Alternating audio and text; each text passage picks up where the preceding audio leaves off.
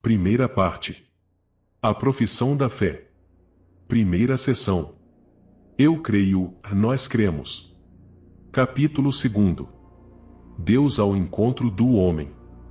50. Pela razão natural, o homem pode conhecer Deus com certeza, a partir das suas obras. Mas existe outra ordem de conhecimento, que o homem de modo nenhum pode atingir por suas próprias forças, vá da revelação divina. Por uma vontade absolutamente livre, Deus revela-se e dá-se ao homem. E falo revelando o seu mistério, o desígnio benevolente que, desde toda a eternidade, estabeleceu em Cristo, em favor de todos os homens. Revela plenamente o seu desígnio, enviando o seu Filho bem-amado, nosso Senhor Jesus Cristo, e o Espírito Santo. Artigo 1. A revelação de Deus. E Deus revela o seu desígnio benevolente. 51. Aprove a Deus, na sua sabedoria e bondade, revelar-se a si mesmo e dar a conhecer o mistério da sua vontade, segundo o qual os homens, por meio de Cristo, Verbo encarnado, têm acesso ao Pai no Espírito Santo e se tomam participantes da natureza divina. 52. Deus, que se habita numa luz inacessível, quer comunicar a sua própria vida divina aos homens que livremente criou, para fazer deles, no seu Filho único, filhos adotivos. Revelando-se a si mesmo, Deus quer tornar os homens capazes de lhe responderem, de o conhecerem e de o amarem, muito para além de tudo o que seriam capazes por si próprios. 53. O desígnio divino da revelação realiza-se, ao mesmo tempo, por meio de ações e palavras, intrinsecamente relacionadas entre si e esclarecendo-se mutuamente. Comporta uma particular pedagogia divina, e Deus comunica-se gradualmente ao homem e prepara-o, por etapas, para receber a revelação sobrenatural que faz de si próprio e que vai culminar na pessoa e missão do Verbo encarnado, Jesus Cristo. Santo Irineu de Lyon fala várias vezes desta pedagogia divina, sob a imagem da familiaridade mútua entre Deus e o homem. O Verbo de Deus habitou no homem e fez-se filho do homem, para acostumar o homem a aprender Deus e Deus a habitar no homem, segundo o beneplácito do Pai. Segunda, as etapas da revelação. Desde a origem, Deus dá-se a conhecer. 54. Deus, criando e conservando todas as coisas pelo Verbo, oferece aos homens um testemunho perene de si mesmo nas coisas criadas, e, além disso, decidindo abrir o caminho da salvação sobrenatural, manifestou-se a si mesmo, desde o princípio, aos nossos primeiros pais. Convidou-os a uma comunhão íntima consigo, revestindo-os de uma graça e justiça resplandecentes. 55. Esta revelação não foi interrompida pelo pecado dos nossos primeiros pais. Com efeito, Deus, depois da sua queda, com a promessa de redenção, deu-lhes a esperança da salvação, e cuidou continuamente do gênero humano, para dar a vida eterna a todos aqueles que, perseverando na prática das boas obras, procuram a salvação. E quando, por desobediência, perdeu a vossa amizade, não o abandonastes ao poder da morte e repetidas vezes fizestes aliança com os homens. A aliança com Noé. 56. Desfeita a unidade do gênero humano pelo pecado, Deus procurou imediatamente salvar a humanidade intervindo com cada uma das suas partes. A aliança com Noé, a seguir ao dilúvio, exprime o princípio da economia divina em relação às nações, quer dizer, em relação aos homens reagrupados por países e línguas, por famílias e nações. 57. Esta ordem, ao mesmo tempo cósmica, social e religiosa da pluralidade das nações, destinava-se a limitar o orgulho de uma humanidade decaída, que, unânime na sua perversidade, pretendia refazer por si mesma a própria unidade, à maneira de Babel. Mas, por causa do pecado, quer o politeísmo quer a idolatria da nação e do seu chefe são uma contínua ameaça de perversão pagã a esta economia provisória. 58. A aliança com Noé permanece em vigor enquanto durar o tempo das nações, até a proclamação universal do Evangelho. A Bíblia venera algumas grandes figuras das nações, como o justo Abel, o rei e sacerdote Melquisedeque, figura de Cristo, ou os justos Noé, Daniel e Jobe. Deste modo, a Escritura exprime o alto grau de santidade que podem atingir os que vivem segundo a aliança de Noé, na expectativa de que Cristo os reúna, na unidade, todos os filhos de Deus dispersos. Deus elege Abraão. 59. Para reunir a humanidade dispersa, Deus escolhe Abrão, chamando-o para se deixar a sua terra, a sua família e a casa de seu pai, para o fazer Abraão, quer dizer, pai de um grande número de nações, em ti serão abençoadas todas as nações da terra. 60. O povo descendente de Abraão será o depositário da promessa feita aos patriarcas, o povo eleito, chamado a preparar a reunião, um dia, de todos os filhos de Deus na unidade da igreja. Será o tronco em que serão enxertados os pagãos tornados crentes. 61. Os patriarcas, os profetas e outras personagens do Antigo Testamento foram, e serão sempre, venerados como santos em todas as tradições litúrgicas da igreja. Deus forma o seu povo Israel. 62. Depois dos patriarcas, Deus formou Israel como seu povo, salvando-o da escravidão do Egito. Concluiu com ele a aliança do Sinai e deu-lhe, por Moisés, a sua lei, para que Israel o reconhecesse e o servisse como único Deus vivo e verdadeiro, Pai providente e justo juiz, e vivesse na expectativa do Salvador prometido. 63. Israel é o povo sacerdotal de Deus, sobre o qual foi invocado o nome do Senhor. É o povo daqueles a quem Deus falou em primeiro lugar, o povo dos irmãos mais velhos é na fé de Abraão. 64. Pelos profetas, Deus forma o seu povo na esperança da salvação, na expectativa de uma aliança nova e eterna, destinada a todos os homens, e que será gravada nos corações. Os profetas anunciam uma redenção radical do povo de Deus, a purificação de todas as suas infidelidades, uma salvação que abrangerá todas as nações. Serão sobretudo os pobres e os humildes do Senhor os portadores desta esperança. As mulheres santas como Sara, Rebeca, Raquel, Miriam, Débora, Ana, Judite e Esther conservaram viva a esperança da salvação de Israel. Maria é a imagem puríssima desta esperança. Terceira, Jesus Cristo, mediador e plenitude de toda a revelação. No seu verbo, Deus disse tudo. Muitas vezes e de muitos modos falou Deus antigamente aos nossos pais, pelos profetas. Nestes dias, que são os últimos, falou-nos pelo seu Filho Cristo, Filho de Deus feito homem, é a palavra única, perfeita e insuperável do Pai. Nele, o Pai disse tudo. Não haverá outra palavra além dessa. São João da Cruz, após tantos outros, exprime-o de modo luminoso, ao comentar: ao dar-nos, como nos deu, o seu Filho, que é a sua palavra, e não tem outra, e Deus, o disse-nos tudo ao mesmo tempo e de uma só vez nesta palavra única e já nada mais tem para dizer. Porque o que antes disse parcialmente pelos profetas, revelou-o totalmente, dando-nos o todo que é o seu Filho. E por isso, quem agora quisesse consultar a Deus ou pedir-lhe alguma visão ou revelação, não só cometeria um disparate, mas faria agravo a Deus, por não pôr os olhos totalmente em Cristo e buscar fora dele outra realidade ou novidade. Já não haverá outra revelação. 66. Portanto, a economia cristã, como nova e definitiva aliança, jamais passará, e já não se há de esperar nenhuma nova revelação pública antes da gloriosa manifestação de nosso Senhor Jesus Cristo. No entanto, apesar de a revelação já estar completa, ainda não está plenamente explicitada. E está reservado à fé cristã aprender gradualmente todo o seu alcance, no decorrer dos séculos. 67. No decurso dos séculos tem havido revelações ditas privadas, algumas das quais foram reconhecidas pela autoridade da Igreja. Todavia, não pertencem ao depósito da fé. O seu papel não é se aperfeiçoar ou completar a revelação definitiva de Cristo, mas ajudar a vivê-la mais plenamente, numa determinada época da história. Guiado pelo magistério da Igreja, o sentir dos fiéis sabe discernir e guardar o que nestas revelações constitui um apelo autêntico de Cristo ou dos seus santos à Igreja. A fé cristã não pode aceitar revelações que pretendam ultrapassar ou corrigir a revelação de que Cristo é a plenitude. É o caso de certas religiões não cristãs, e também de certas seitas recentes, fundadas sobre tais revelações.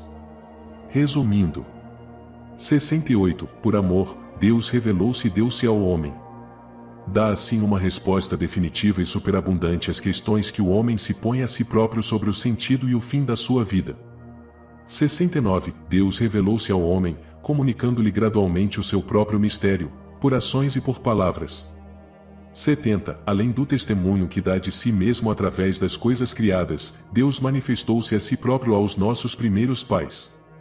Falou-lhes, e depois da queda, prometeu-lhes a salvação e ofereceu-lhes a sua aliança. 71. Deus concluiu com Noé uma aliança eterna entre si e todos os seres vivos. Essa aliança durará enquanto durar o mundo. 72. Deus escolheu Abraão e concluiu uma aliança com ele e os seus descendentes. fez deles o seu povo, ao qual revelou a sua lei por meio de Moisés. E preparou-o, pelos profetas, a acolher a salvação destinada a toda a humanidade. 73. Deus revelou-se plenamente enviando o seu próprio Filho, no qual estabeleceu a sua aliança para sempre. O Filho é a palavra definitiva do Pai, de modo que, depois dele, não haverá outra revelação. Artigo 2. A transmissão da revelação divina. 74. Deus quer que todos os homens se salvem e cheguem ao conhecimento da verdade, quer dizer, de Cristo Jesus. Por isso, é preciso que Cristo seja anunciado a todos os povos e a todos os homens, e que, assim a revelação chegue aos confins do mundo. Deus dispôs amorosamente que permanecesse íntegro e fosse transmitido a todas as gerações tudo quanto tinha revelado para a salvação de todos os povos. E a tradição apostólica. 75. Cristo Senhor, em quem toda a revelação do Deus Altíssimo se consuma, tendo cumprido e promulgado pessoalmente o Evangelho antes prometido pelos profetas, mandou aos apóstolos que o pregassem a todos, como fonte de toda a verdade salutar e de toda a disciplina de costumes, comunicando-lhes assim os dons divinos. A pregação apostólica. 76. A transmissão do Evangelho, segundo a ordem do Senhor, fez-se de duas maneiras.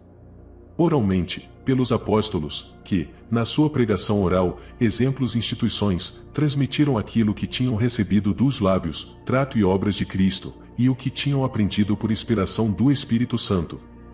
Por escrito, por aqueles apóstolos e varões apostólicos que, sob a inspiração do mesmo Espírito Santo, escreveram a mensagem da salvação. Continuada na sucessão apostólica. 77. Para que o Evangelho fosse perenemente conservado íntegro e vivo na Igreja, os apóstolos deixaram os bispos como seus sucessores, entregando-lhes o seu próprio ofício de magistério. Com efeito, a pregação apostólica, que se exprime de modo especial nos livros inspirados, devia conservar-se, por uma sucessão ininterrupta, até a consumação dos tempos. 78. Esta transmissão viva, realizada no Espírito Santo, denomina-se tradição, enquanto distinta da Sagrada Escritura, embora estreitamente a ela ligada. Pela tradição, a Igreja, na sua doutrina, vida e culto, perpétua e transmite a todas as gerações tudo aquilo que ela é e tudo em que acredita. Afirmações dos Santos Padres testemunham a presença vivificadora desta tradição, cujas riquezas entram na prática e na vida da Igreja crente e orante. 79. Assim, a comunicação que o Pai fez de si próprio, pelo seu Verbo, no Espírito Santo, continua presente e ativa na Igreja. Deus, que outrora falou, dialoga sem interrupção com a esposa do seu amado Filho, e o Espírito Santo, por quem ressoa a voz do Evangelho na Igreja, e, pela Igreja, no mundo, introduz os crentes na verdade plena e faz com que a palavra de Cristo neles habite em toda a sua riqueza. Segunda, a relação entre a tradição e a Sagrada Escritura. Uma fonte comum. 80. A tradição sagrada e a Sagrada Escritura estão intimamente unidas e compenetradas entre si. Com efeito, derivando ambas da mesma fonte divina, fazem como que uma coisa só e tendem ao mesmo fim. Uma e outra tornam presente e fecundo na Igreja o mistério de Cristo, que prometeu estar com os seus, sempre, até ao fim do mundo. Duas formas de transmissão distintas. 81. A Sagrada Escritura é a palavra de Deus enquanto foi escrita por inspiração do Espírito Divino. A Sagrada Tradição, por sua vez, conserva a palavra de Deus, confiada por Cristo Senhor e pelo Espírito Santo aos apóstolos, e transmite-a integralmente aos seus sucessores, para que eles, com a luz do Espírito da Verdade, fielmente a conservem, exponham e difundam na sua pregação. 82. Daí resulta que a Igreja, a quem está confiada a transmissão e interpretação da revelação, não tira só da Sagrada Escritura a sua certeza a respeito de todas as coisas reveladas. Por isso, ambas devem ser recebidas e veneradas com igual espírito de piedade e reverência. Tradição apostólica e tradições eclesiais. 83. A tradição de que falamos aqui é a que vem dos apóstolos. Ela transmite o que estes receberam do ensino e do exemplo de Jesus e aprenderam pelo Espírito Santo. De fato, a primeira geração de cristãos não tinha ainda um Novo Testamento escrito, e o próprio Novo Testamento testemunha o processo da tradição viva.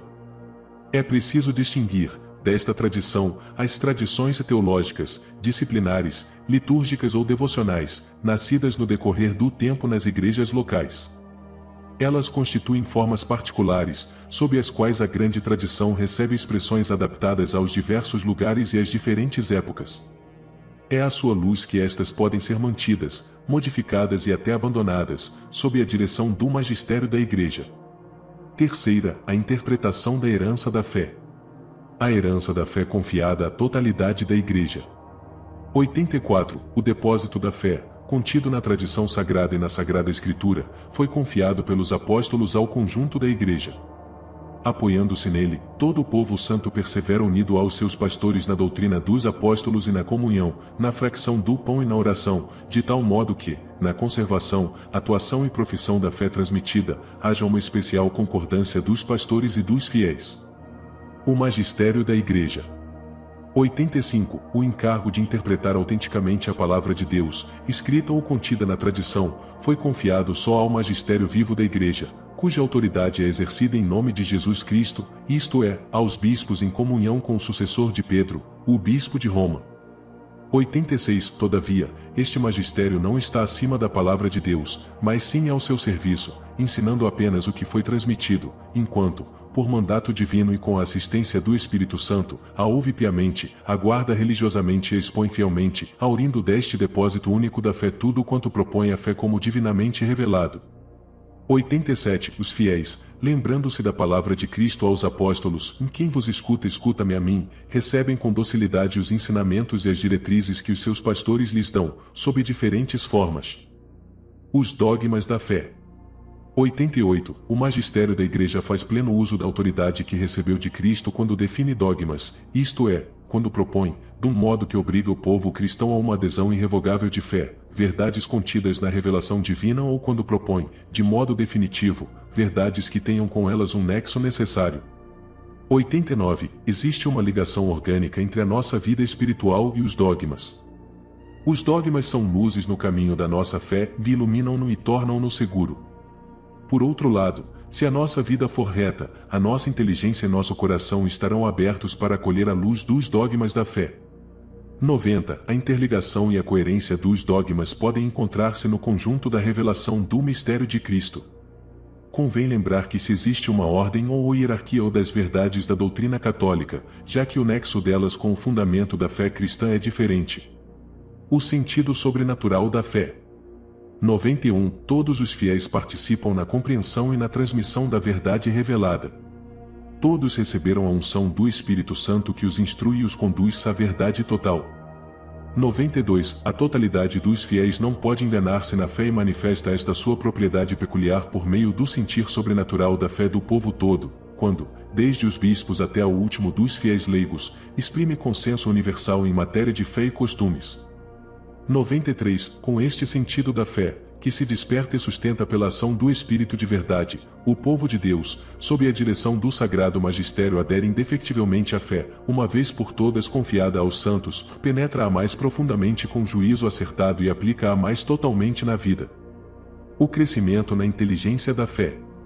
94. Graças à assistência do Espírito Santo, a inteligência das realidades e das palavras do depósito da fé pode crescer na vida da Igreja. Pela contemplação e pelo estudo dos crentes, que as meditam no seu coração, e particularmente pela investigação teológica, que aprofunda o conhecimento da verdade revelada. Pela inteligência interior das coisas espirituais que os crentes experimentam, a divina eloquia com legente crescunt, as palavras divinas crescem com quem as lê. Pela pregação daqueles que receberam, com a sucessão episcopal, um carisma certo da verdade. 95. É claro, portanto, que a sagrada tradição, a sagrada escritura e o magistério da Igreja, segundo um sapientíssimo desígnio de Deus, estão de tal maneira ligados e conjuntos, que nenhum pode subsistir sem os outros, e todos juntos, cada um a seu modo, sob a ação do mesmo Espírito Santo, contribuem eficazmente para a salvação das almas. Resumindo. 96. O que Cristo confiou aos apóstolos, estes o transmitiram, pela sua pregação e por escrito, sob a inspiração do Espírito Santo, a todas as gerações, até a vinda gloriosa de Cristo. 97. A sagrada tradição e a sagrada escritura constituem um único depósito sagrado da palavra de Deus, no qual, como num espelho, a Igreja peregrina contempla a Deus, fonte de todas as suas riquezas. 98. Na sua doutrina, vida e culto, a Igreja perpétua e transmite a todas as gerações tudo aquilo que ela é, tudo aquilo em que acredita. 99. Graças ao sentido sobrenatural da fé, o povo de Deus, no seu todo, não cessa de acolher o dom da revelação divina, de nele penetrar mais profundamente e de viver dele mais plenamente. 100. O encargo de interpretar autenticamente a palavra de Deus foi confiado unicamente ao magistério da Igreja, ao Papa e aos bispos em comunhão com ele. Artigo 3. A Sagrada Escritura. E Cristo, palavra única da Escritura Santa. 101. Na sua bondade condescendente, para se revelar aos homens. Deus fala-lhes em palavras humanas, as palavras de Deus, com efeito, expressas por línguas humanas, tornaram-se semelhantes à linguagem humana, tal como outrora o Verbo do Eterno Pai se assemelhou aos homens assumindo a carne da debilidade humana. 102. Através de todas as palavras da Sagrada Escritura. Deus não diz mais que uma só palavra, o seu Verbo único, em quem totalmente se diz. Lembrai-vos de que o discurso de Deus que se desenvolve em todas as Escrituras é um só e um só é o Verbo que se faz ouvir na boca de todos os escritores sagrados, o qual, sendo no princípio Deus junto de Deus, não tem necessidade de sílabas, pois não está sujeito ao tempo. 103. Por esta razão, a Igreja sempre venerou as divinas Escrituras tal como venera o corpo do Senhor. Nunca cessa de distribuir aos fiéis o pão da vida, tornado à mesa quer da palavra de Deus, quer do corpo de Cristo. 104. Na Sagrada Escritura, a Igreja encontra continuamente o seu alimento e a sua força, porque nela não recebe apenas uma palavra humana, mas o que ela é na realidade, a palavra de Deus. Nos livros sagrados, com efeito, o Pai que está nos céus vem amorosamente ao encontro dos seus filhos, a conversar com eles. Segunda, inspiração e verdade da Sagrada Escritura.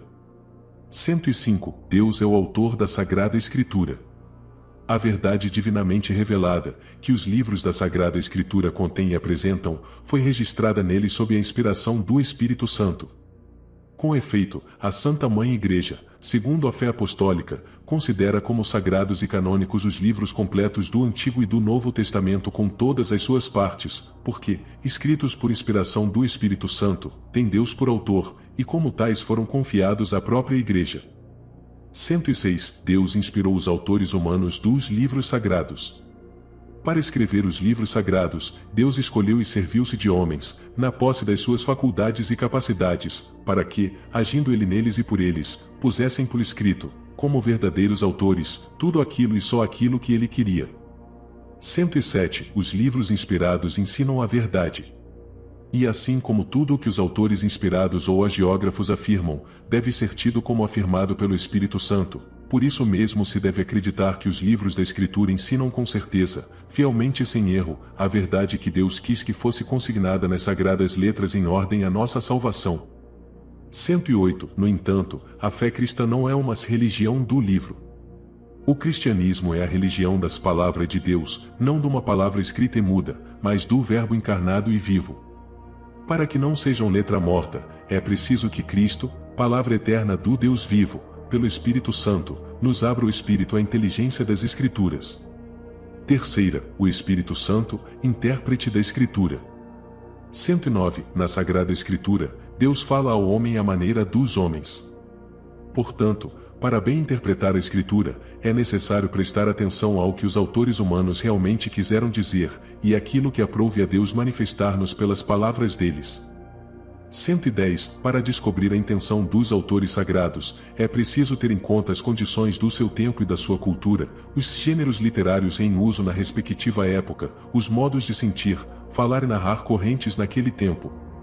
Porque a verdade é proposta e expressa de modos diversos, em textos históricos de vária índole, ou proféticos, ou poéticos ou de outros gêneros de expressão.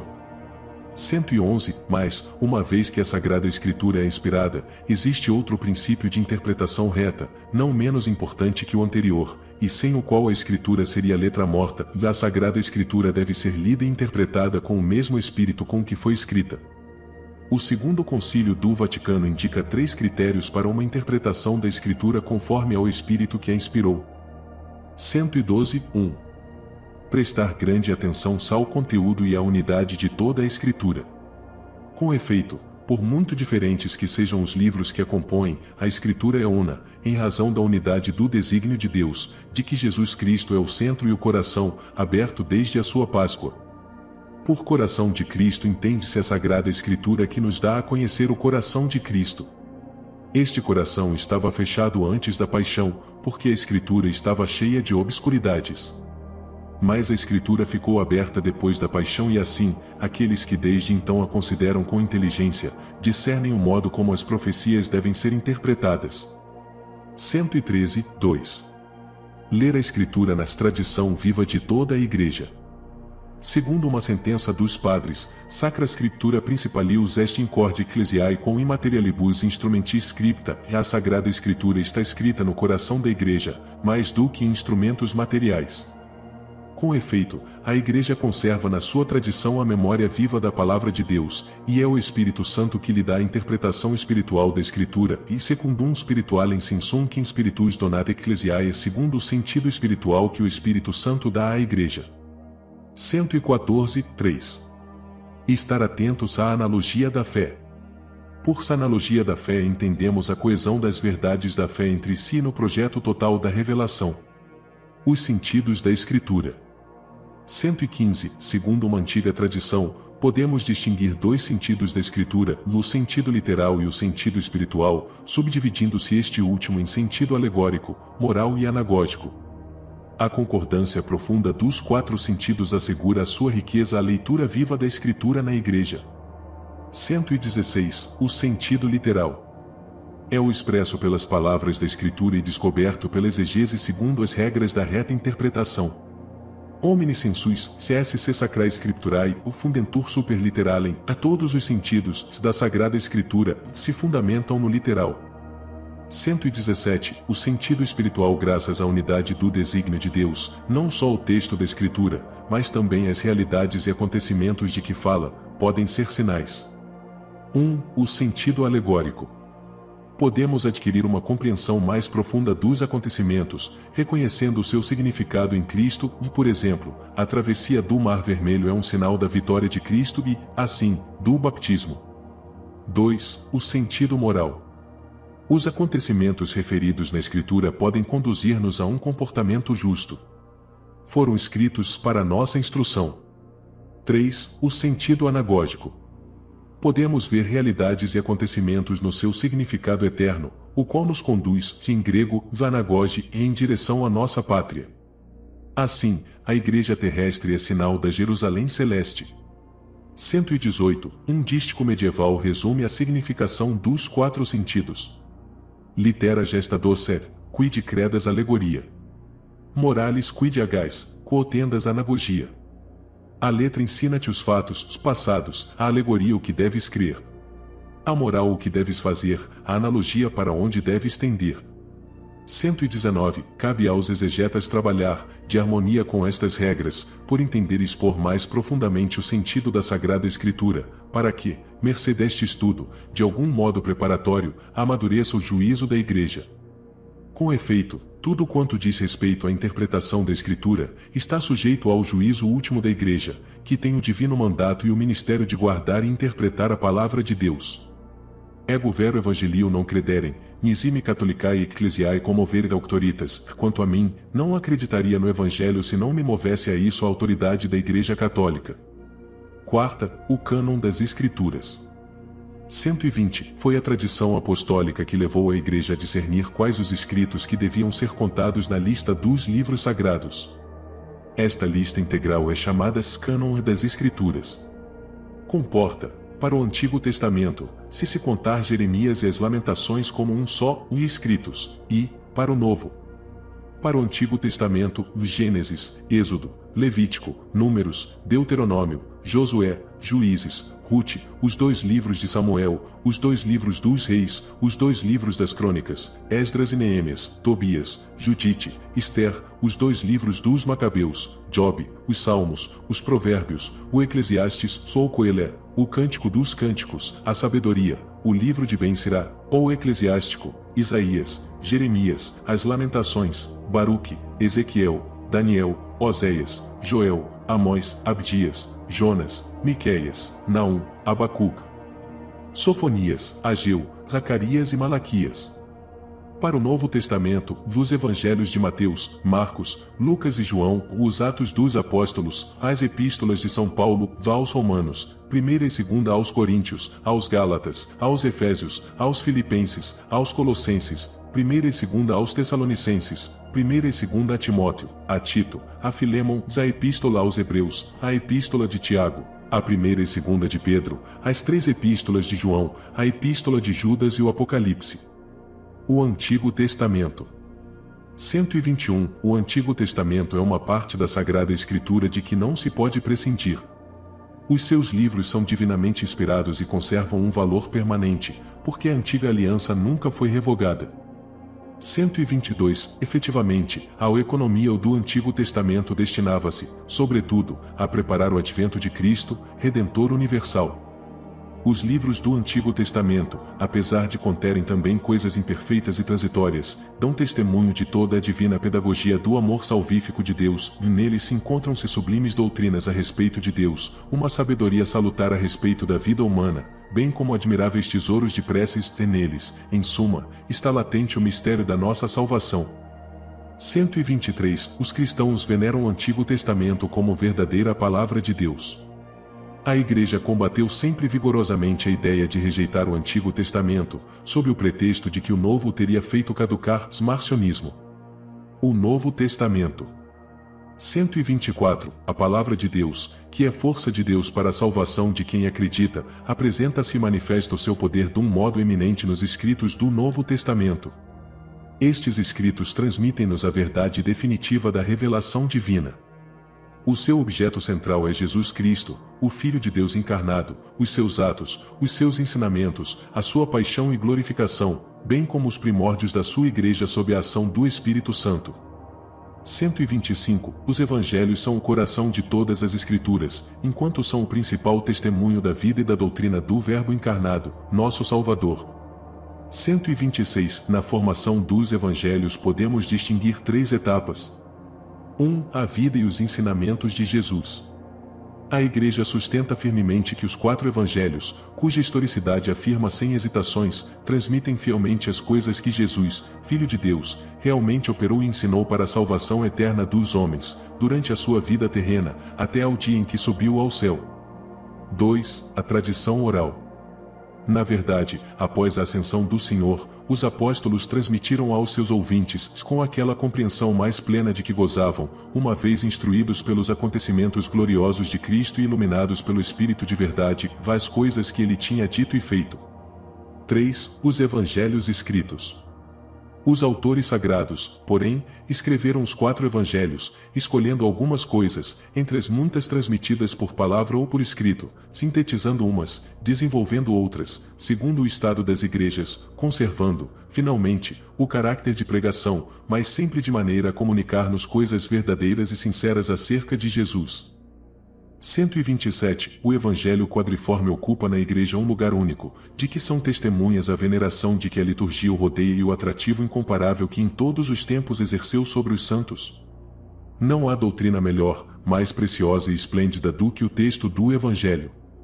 Vede e retende o que nosso Senhor e Mestre, Cristo, ensinou pelas suas palavras e realizou pelos seus atos. É sobretudo o Evangelho que me ocupa durante as minhas orações. Nele encontro tudo o que é necessário à minha pobre alma. Nele descubro sempre novas luzes, sentidos escondidos e misteriosos. A unidade do Antigo e do Novo Testamento. 128. A Igreja, já nos tempos apostólicos, e depois constantemente na sua tradição, pôs em evidência a unidade do plano divino nos 2 testamentos, graças à tipologia. Esta descobre nas obras de Deus, na Antiga Aliança, prefigurações do que o mesmo Deus realizou na plenitude dos tempos, na pessoa do seu Filho encarnado.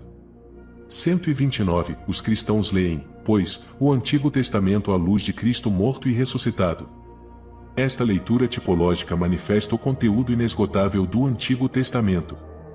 Mas não deve fazer-nos esquecer de que ele mantém o seu valor próprio de revelação, reafirmado pelo próprio Jesus, nosso Senhor. Aliás, também o Novo Testamento requer ser lido à luz do Antigo. A catequese cristã primitiva recorreu constantemente a este método. Segundo um velho adágio, o Novo Testamento está oculto no Antigo, enquanto o Antigo é desvendado no Novo. O novum invetere latete em novo vetus patet. O Novo está oculto no Antigo, e o Antigo está patente no Novo. 130. A tipologia significa o dinamismo em ordem ao cumprimento do plano divino, quando Deus for tudo em todos. Assim, a vocação dos patriarcas e o êxodo do Egito, por exemplo, não perdem o seu valor próprio no plano de Deus pelo facto de, ao mesmo tempo, serem etapas intermédias desse mesmo plano. V. A Sagrada Escritura na vida da Igreja. 131. É tão grande a força e a virtude da Palavra de Deus, que ela se torna para a Igreja apoio e vigor e, para os filhos da Igreja, solidez da fé, alimento da alma, fonte pura e perene de vida espiritual. É necessário que os fiéis tenham largo acesso à Sagrada Escritura. 132. O estudo das páginas sagradas deve ser como que ao alma ou da Sagrada Teologia. Também o ministério da palavra, isto é, a pregação pastoral, a catequese, e toda espécie de instrução cristã, na qual a homilia litúrgica deve ter um lugar principal, com proveito se alimenta santamente e se revigora com a palavra da Escritura. 133. A Igreja se exorta com ardor e insistência a todos os fiéis a que aprendam a sublime ciência de Jesus Cristo na leitura frequente da Sagrada Escritura. Porque a ignorância das Escrituras é a ignorância de Cristo. Resumindo. 134. Omni Scriptura divina unus liber est, e ilio unus liber Christus est, que a omni Scriptura divina de Cristo loquitur, e omni Scriptura divina in Cristo impletur. Toda a Escritura divina é um só livro, e esse livro único é Cristo, porque toda a Escritura divina fala de Cristo e toda a Escritura divina se cumpre em Cristo. 135. As Sagradas Escrituras contêm a Palavra de Deus, e, pelo facto de serem inspiradas, são verdadeiramente a Palavra de Deus. 136. Deus é o autor da Sagrada Escritura, ao inspirar os seus autores humanos, vage neles e por eles. E assim nos dá a garantia de que os seus escritos ensinam, sem erro, a verdade da salvação. 137. A interpretação das Escrituras inspiradas deve, antes de mais nada, estar atenta ao que Deus quer revelar, por meio dos autores sagrados, para nossa salvação. O que vem do Espírito não é plenamente entendido senão pela ação do Espírito. 138. A Igreja recebe e venera, como inspirados, os 46 livros do Antigo e os 27 do Novo Testamento. 139. Os 4 Evangelhos ocupam um lugar central, dado que Jesus Cristo é o seu centro. 140. A unidade dos 2 testamentos deriva da unidade do plano de Deus e da sua revelação. O Antigo Testamento prepara o Novo, ao passo que o Novo dá cumprimento ao Antigo. Os dois esclarecem-se mutuamente, ambos são verdadeira palavra de Deus. 141. A Igreja sempre venerou as divinas Escrituras, tal como o próprio corpo do Senhor, e ambos alimentam e regem toda a vida cristã. A vossa palavra é farol para os meus passos e luz para os meus caminhos.